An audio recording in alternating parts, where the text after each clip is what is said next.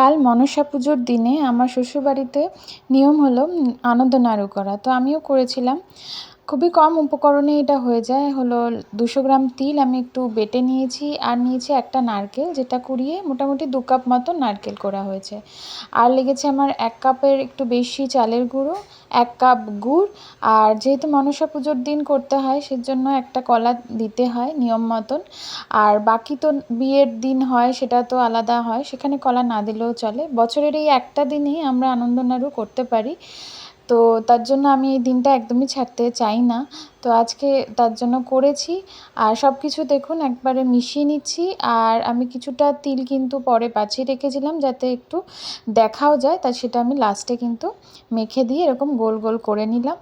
তো এবার হলো ভাজার পালা। এমনিতে একদম তেল কম টানে এই নাড়ুটাতে, কারণ নারকেলের তেল আর তিলের তেল অলরেডি থাকে নাড়ুটার মধ্যে।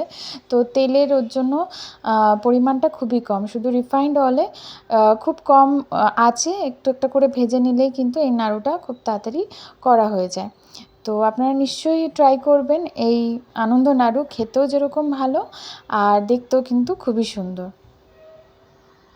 প্রত্যেক বছর তাই জন্মাষ্টমী থেকেই আমি তোড়জোড় করা শুরু করে দিই, কারণ জন্মাষ্টমীর পরের দিনই থাকে মনসা পুজো।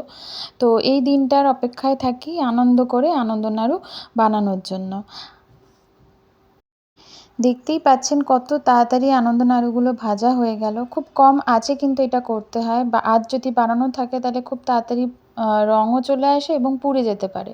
তো অলরেডি ইনগ্রেডিয়েন্টসগুলো যেগুলো দেওয়া রয়েছে সেগুলো খুব একটা ভাজার বা সেটাকে ওয়েট করিয়ে বেশি রান্না করার কোনো প্রয়োজন হয় না।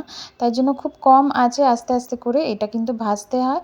আর ভাজার সময় অনেক সময় কিন্তু আপনারা দেখবেন যে নাড়ুগুলো ফেটে ফেটে যাচ্ছে, সেটা কিন্তু অ্যাকচুয়াল আনন্দ নাড়ুরই মানে ক্রাইটেরিয়া বলতে পারেন। কারণ ওর মধ্যে যেহেতু তেল থাকে, তো তেলটা আরও তেলের সাথে গরম হয়ে ওই ভিতর থেকে একটা ক্র্যাক ক্র্যাক ভাব কিন্তু চলে আসে, আর ওটার জন্যই কিন্তু আনন্দ নাড়ুর স্পেশালিটি। আর এর জন্য ভয় পাবেন না, যদি আনন্দ নাড়ু ভেঙেও যায় খেতে কিন্তু দারুণ হবে।